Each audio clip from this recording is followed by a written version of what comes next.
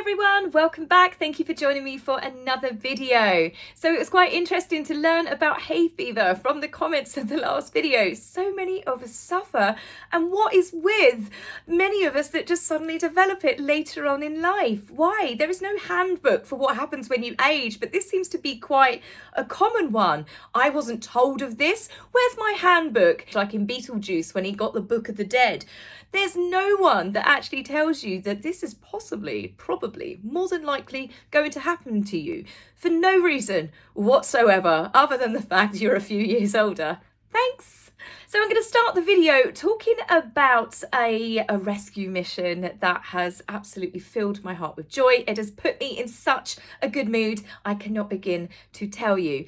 Now, I'm going to start off by the sad bit, but don't worry, I promise it's got a happy ending. Several weeks ago, a 12-week-old baby donkey called Moon was stolen from his mother called Astra on a farm in Hampshire, which is a county in the UK. Absolutely devastating. This is the clip that they shared. Again, please bear with, it does have a happy ending.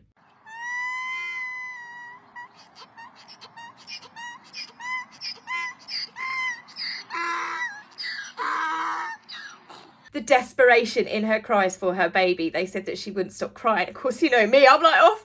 But there's one thing I have to say with social media where it is good. Don't mess with people's animals. I tell you, there has been manhunts. There has been so many phone calls to the police. People have been reporting donkeys that are grown up. You know, could this be? You know, everyone has been trying to help, and all of this has paid off along with good police work. And the donkey, the baby, was found healthy. She was found up in Buckinghamshire, another county, so a good hour and a half away. And she's going to be reunited with her mother. It's just hay fever, sorry, I promise. But she's going to be reunited with her mum. And I just, honestly, it filled my heart with so much joy, because often when we have these stories, you never really have a positive outcome. So I wanted to share that with you because it's put me in such a wonderful, loved up and a little bit soppy mood. Now, starting with the royal news, where some people also get teared up over this subject, but it's a happy one, a royal wedding. We are seeing it's happening, it's taking place at the moment, but I had to stop to film this video. The wedding between Crown Prince Hussein of Jordan and his very, very beautiful bride, Rajwa Al Saf. Now, obviously, I was watching this wedding because I'd heard rumours that Catherine and William were going, and I have to admit, I wanted to know what Catherine was going to wear, but she always looks amazing, and I just thought it'd be a nice thing to share. But we had a bumper surprise where it wasn't just Catherine and William that were in attendance from the UK royal family. Beatrice and Edo appeared as well. Princess Beatrice is actually on friendly terms with Queen Rania of Jordan, and she looked absolutely gorgeous. She really looked like a princess. She's got this beautiful black, they remind me of Alice in Wonderland sort of style bows that really seem to be coming back on trend.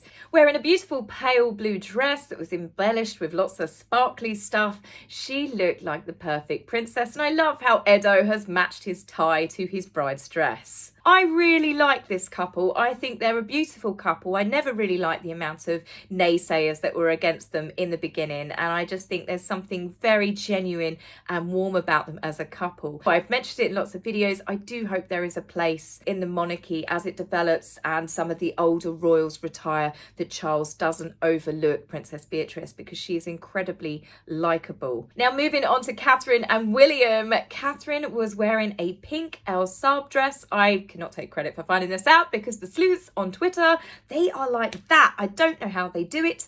It's unbelievable. But they've managed to find the original dress worn a bit more of a see-through version on the catwalk. Now, obviously, Catherine is a classy royal. There's no way that Catherine will wear something straight off the catwalk that's see-through, you know, where her underwear or lack of might be on display.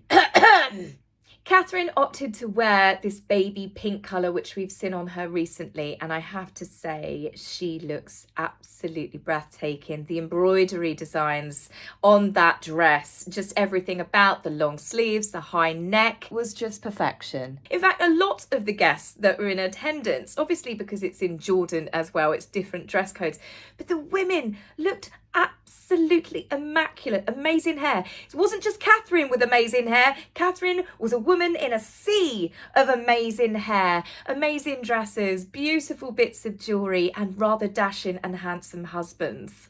As for the bride herself, her wedding dress, love it, absolutely love it. There's something different about it. It's tailored to perfection. I absolutely adore this bridal look. She just looks truly breathtaking. Her husband looked completely dashing in uniform. And I don't know if this is something in the modern world that you're allowed to say or not, but I'm going to say it.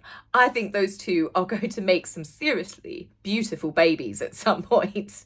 Now, as it turns out, Princess Beatrice and Edo weren't the only surprise from the UK of people in attendance. An eagle-eyed spotter known as the Royal News Network, who I've mentioned before in a previous video. Now, she came over to see the coronation, and she very luckily was stood outside a place in Soho, and she got to have a selfie with the Princess of Wales. Well, the only thing I can say is she must have eyes of a hawk. She managed to spot none other than Carol Middleton, Pippa and James Matthews, which is obviously Catherine's sister and brother-in-law.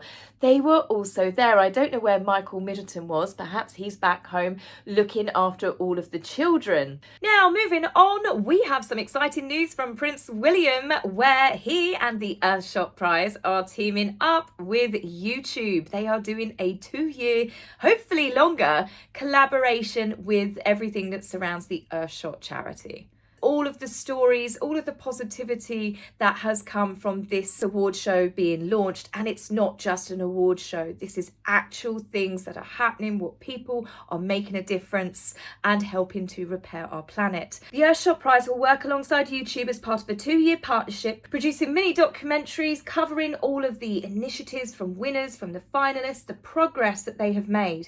Rather than it being a depressing, we must do this lecture, the world is going to burn up. It's all about sharing positive changes that have happened, that are being implemented, and showing that it's actually working. The Earthshot is about repairing our planet, saving the wildlife and the oceans. It's about finding solutions, not preaching at people. It's about positivity and optimism for the future. It is not about moaning, lecturing and trying to depress people.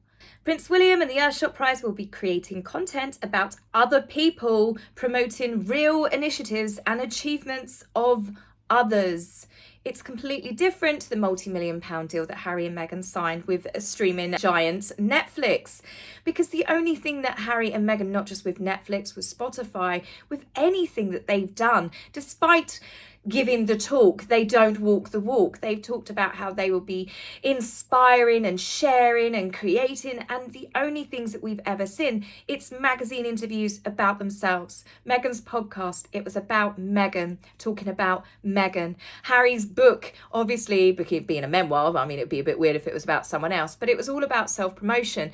Netflix, remember, it was supposed to be creating content to inspire the world, to bring communities together. It was a 6-hour monathon and another attack on the royal family following on from Oprah. The only thing that Harry and Meghan have done with their platform has been to promote themselves at the expense of the royal family. So when people say that Prince William and Harry are on completely different paths, I'd say it's more likely that they are on completely different planets at this point. Now, speaking of which, a story has come out.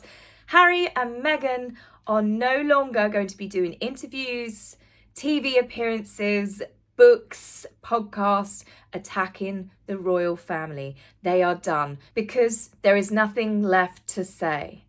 Let's be honest, there was nothing really of any substance that they said in the first place. Their tawdry tales, their whinging winefest, their petty arguments between brothers, it's all become so ridiculous and tiresome. Most of the dramatic woe is us storylines turned out to be completely false. Harry and Meghan have been called out by former colleagues, staff, relatives for completely fabricating their truth. Many of the accusations of mistreatment that captured the world turned out to not be objective fact, but how the couple felt. Well, mostly how Meghan felt. It's all been about how Meghan felt, how Meghan has been slighted, how Meghan has been offended, how Meghan has been through this. It has always been about Meghan's feelings rather than what actually happened. How can anyone make such a person happy when every day they find a new way to be a victim? There's no gratitude or thanks for anything that's ever happened to them. Not one iota of appreciation for everything that's been given to them. The sacrifices that people made to get her to where she is.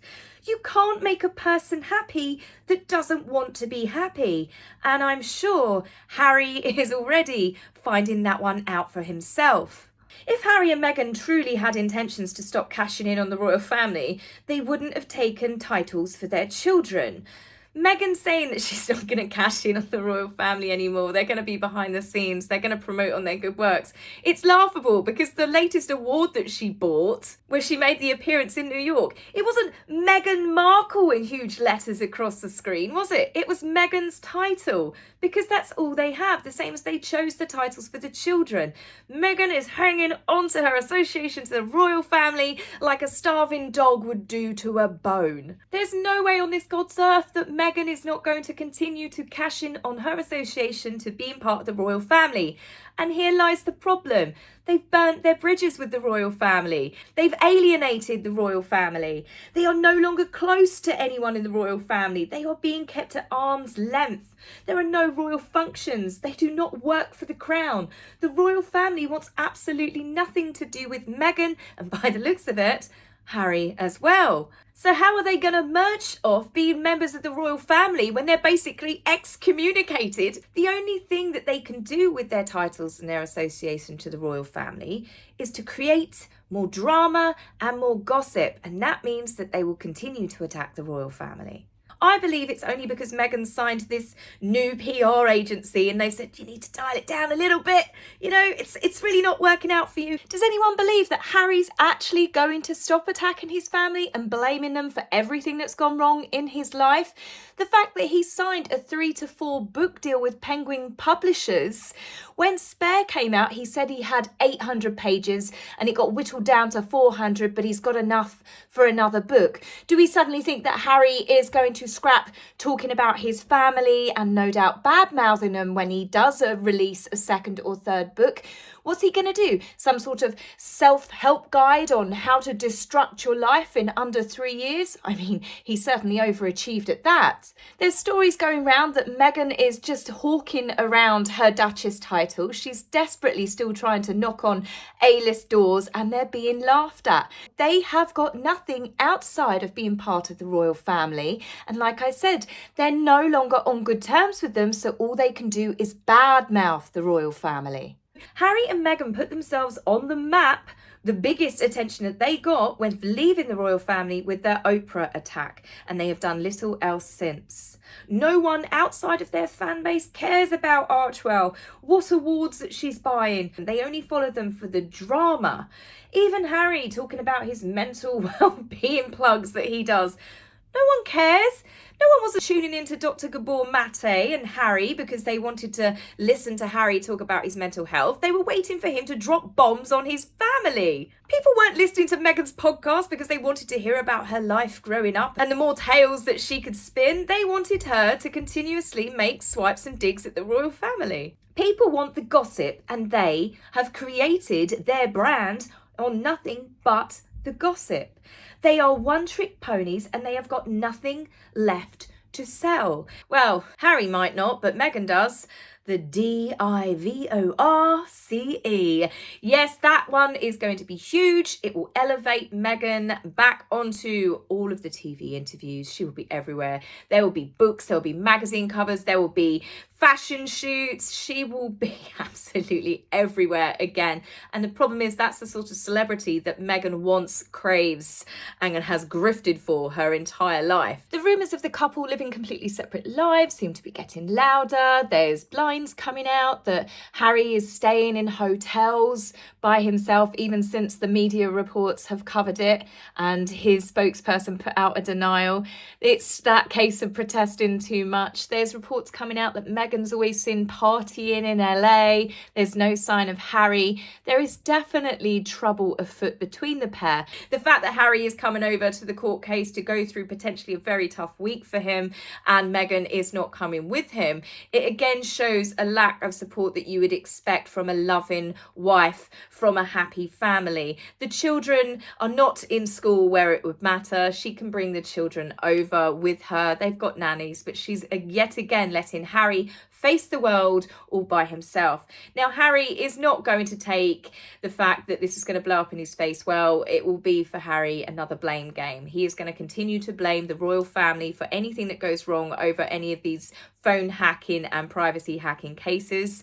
Meghan, as I said, what can she do? The only thing that's put her on the map is being part of the royal family. She's no longer part of the royal family, so she needs to create drama about the royal family.